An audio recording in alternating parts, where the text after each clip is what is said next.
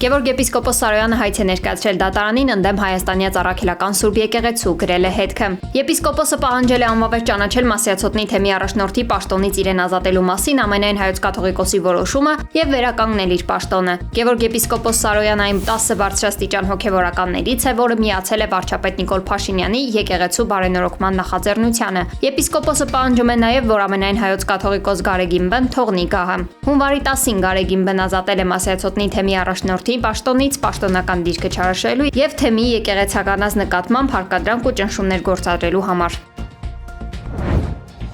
Не нуждаемся. Ռուսաստանի Դաշնության Պետդումայի ԱՊՀ հարցերով հանձնաժողովի փոխնախագահ Կոստանտին Զատուլինը հայտարարել է, որ Հայաստանի կառավարությունը դիմել է Ռուսաստանին աջակցել դեպի Ադրբեջանի եւ Թուրքիայի սահմաններ տանող երկաթուղային հատվածների վերականգնման հարցում։ Ըստ ռուս падգամավորի Նիկոլ Փաշինյանի այս քայլը պայմանավորված է Թրամփի երթուղու վերաբերյալ ԱՄՆ-ի հետ ձեռք բերված մեջբերում գաղտնի համաձայնություններով, որոնց համաձայն տարանցիկ շահույթի 76%-ը պատկանելու է Միացյալ Նահանգներին, ու Ռուսաստանը չի կարող լինել բաժնետերերի շարքում։ Զատուլինը պնդել է, որ Փաշինյանը Ռուսաստանից օգնություն է խնդրել ընդամենը ժեստ անելու ու քննադատություններից խուսափելու համար, որպեսզի ցույց տա, թե իբր չի անտեսում Մոսկվայի շահերը։ Նրա խոսքով Հայաստանի իշխանությունները ցանկանում են սլաքներն ուղղել Ռուսաստանի վրա եւ ներքաշել նրան այս աշխատանքների մեջ, որպեսզի հետագայում ամենուր պնդեն, որ Մոսկվան եւս մասնակից է գործընթացին։ Պատգամավորը զուգահեռներ է անցկացրել Արցախում ռուսական խաղաղապահների ներկայության հետ, նշելով, որ նրանց եւս հրավիրեցին, բայց հետո գործնականում անտեսեցի նրանց դերը։ Ռուս պաշտոնյան եզրափակել է, որ Փաշինյանը չի գործում Ռուսաստանի շահերից ելնելով եւ իրական խաղադրույքը կատարել է Արևմուտքի հետ դաշինքի վրա։ Ըստ Զատուլինի, Հայաստանի առաջարկները պետք է խորությամբ վերլուծվեն թաքնված օրակարգերից եւ հնարավոր թակարդներից խուսափելու համար, քանի որ Երևանի քաղաքականությունն այս հարցում կրում է մանիպուլյատիվ բնույթ։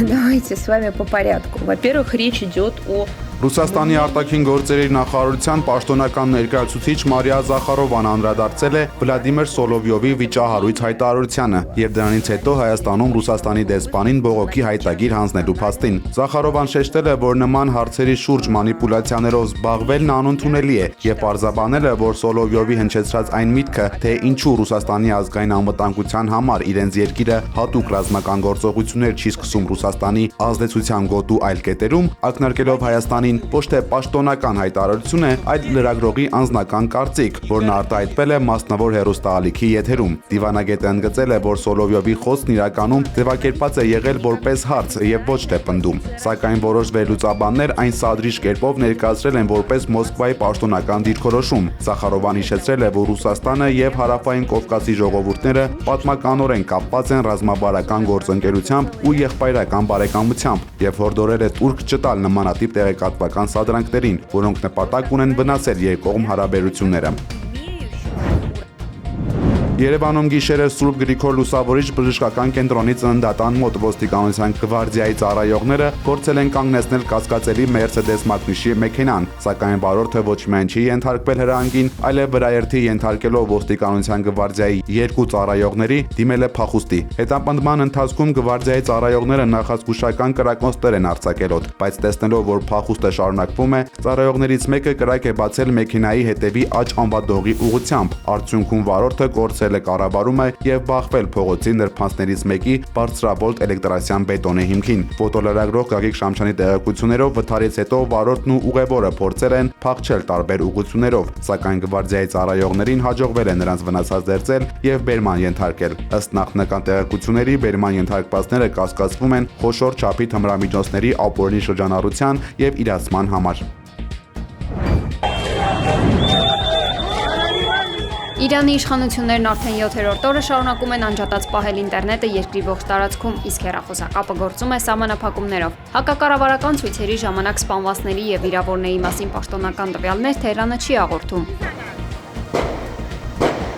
Թեև իրավապաշտպան կազմակերպությունները հայտնում են մոտ 2600 զոհի մասին։ Իրանը 3 մոտ 5 ժամով փակել էր իր օդային տարածքը առանց պաշտոնական բացատրության։ Ավելի ուշ մի քանի լրատվամիջոցներ հաղորդել են, թե պատճառը ԱՄՆ հնարավոր հարվածների մասին մտավախությունն է եղել։ Խելի ջետի հրասկոզաշտեուտ Իրանի արտգործնախարարը երկրում անկարգությունների համար կրկին մեղադրել է ահաբեկիչներին, որոնք նրա պնդմամբ կրակել են ինչպես ոստիկանների, այնպես էլ ցուցարարների վրա։ Fox News-ին տված հարցազրույցում Աբբաս Արաղչին պնդել է, թե իշխանությունները 3 օր պայքարում էին ոչ թե ցուցարարների, այլ ահաբեկիչների դեմ, որոնք ցանկանում էին, որ շատ մարդ սպանվի երկրում։ Արաղչին եւս վստահեցրել է, որ իշխանությունները մարդկանց կախաղան հանելու ծրագիր չունեն, մեջբերում կախաղանը բացառված է, ասել է գլխավոր դիվանագետը, չնայած այն հանգամանքին, որ 2025-ին 1920 մարդ է մահապատժի ենթարկվել Իրանում, իսկ վերջին 3 տարում առնվազն 12 ցուցարար կախաղան հանվել։ Մինչ Թեհրանը բացառել է կախաղանի կիրառումը, ԱՄՆ ֆինանսների նախարարը հայտարարել է, թե դա Միացյալ Նահանգների ճնշման ուղիղ արդյունքն է, իսկ Սպիտակ տան խոսնակ Քերոլայն Լևիթ հայտարարել է, որ 800 անձ մահապատժի չի ենթարկվի իրենց շնորհիվ։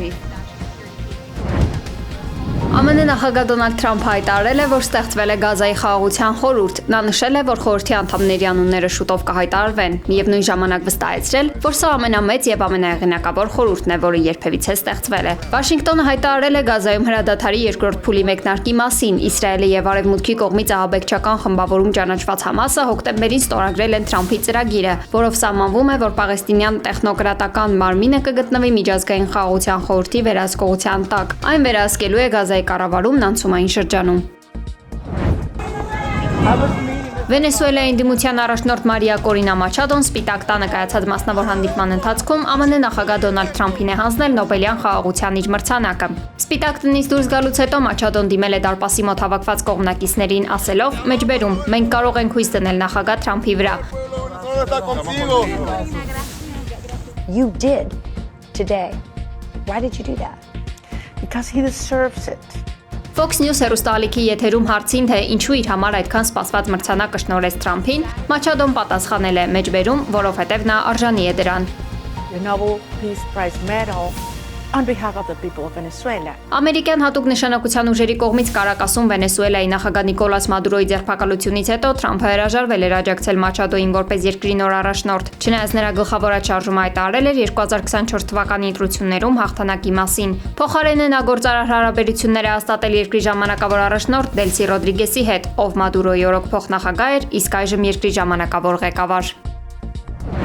Тепер так, щодня буде, всі на зв'язку. Ուկրաինան երբեք խոչընդոտ չի հանդիսացել խաղաղության ճանապարհին իր երեկոյան տեսաուղերձում, ասել է Ուկրաինայի նախագահ Վլադիմիր Զելենսկին, արձագանքելով Սպիտակ տան ղեկավարի վերջին հայտարարություններին։ Կրեմլի խոսնակ Դմիտրի Պեսկովը հայտարարել է, որ Ռուսաստանը համաձայն է Թրամփի հետ, թե Զելենսկին հավատարիմ չէ խաղաղության օրակարգին, ասելով, որ նախագահ Վլադիմիր Պուտինը եւ ռուսական կողմը բաց են մնում բանակցությունների համար։ Զելենսկին խոստացել է, որ Ուկրաինան ավելի ակտիվ կլինի դիվանագիտական ջանքեր գործադրելու հարցում։ Դոնալդ Թրամփը ավելի վաղ ասել էր, որ ոչ թե Ռուսաստանի, այլ Ուկրաինայի նախագահն է ձգձգում խաղաղության գործընթացը։